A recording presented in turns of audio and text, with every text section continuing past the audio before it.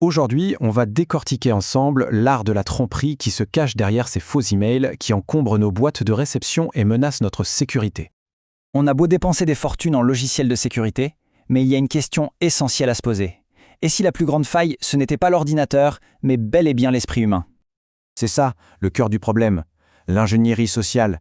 L'idée, ce n'est pas de pirater des machines, mais de manipuler des personnes. C'est une approche beaucoup plus directe. Allez, enfilons notre casquette de détective. On va déconstruire un vrai email de phishing, un exemple tiré de notre source, pour bien comprendre comment ces attaques sont bâties étape par étape. Voilà notre cas d'étude. Un email qui vient de My Fantasy Basketball League. Ça a l'air sympa, presque excitant, mais c'est précisément ça, l'appât. Allez, on décortique ça en 3 étapes pour voir où se cache l'arnaque. On va donc regarder 3 choses. D'abord, l'histoire qu'on nous raconte. Ensuite, les petits détails conçus pour nous tromper. Et enfin, le piège final, celui qui n'attend qu'un clic. Alors, première étape, l'histoire. Il faut savoir que chaque email de phishing, il raconte une histoire. C'est ce qu'on appelle le prétexting. Le but, c'est simple, créer un sentiment d'excitation et d'urgence pour pousser à agir sans réfléchir. Et là, c'est du grand classique de la manipulation. L'offre est limitée aux 100 premières personnes. Ça crée un sentiment de rareté. On a tout de suite peur de passer à côté d'une super occasion, et du coup, on a tendance à agir vite, sans trop se poser de questions. Ok, étape 2. C'est là que la tromperie devient plus subtile. Les pirates savent très bien qu'on est souvent pressé, et ils comptent là-dessus pour qu'on ne vérifie pas les détails qui tuent, comme la véritable adresse de l'expéditeur.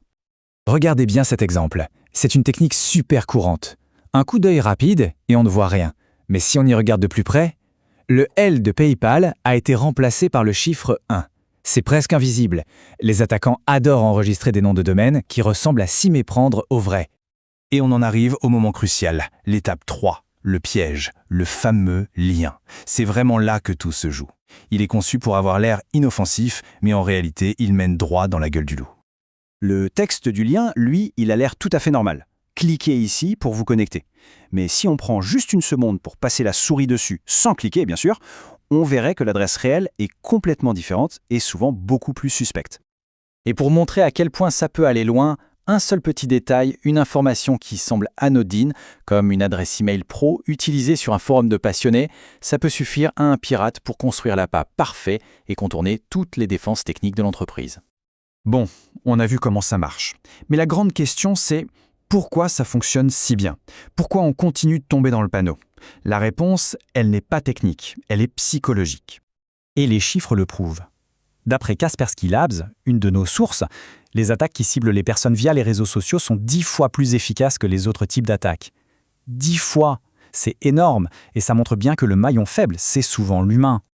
En fait, les pirates sont de fins psychologues. Ils jouent avec nos réflexes, nos émotions.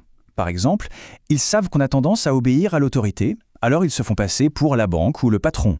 Ils jouent sur la peur. Attention, votre compte va être bloqué. Ou alors ils utilisent la preuve sociale. Des millions de gens l'ont déjà fait. Ce sont des réactions émotionnelles, pas des décisions logiques. Alors, si le problème est humain, la solution ne peut pas être que technologique.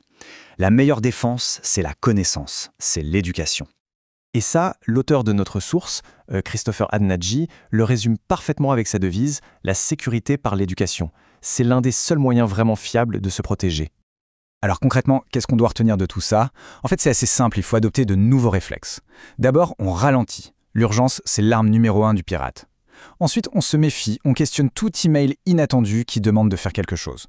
Et surtout, on ne clique jamais sur le lien dans l'email. On ouvre une nouvelle page et on va sur le site officiel par soi-même.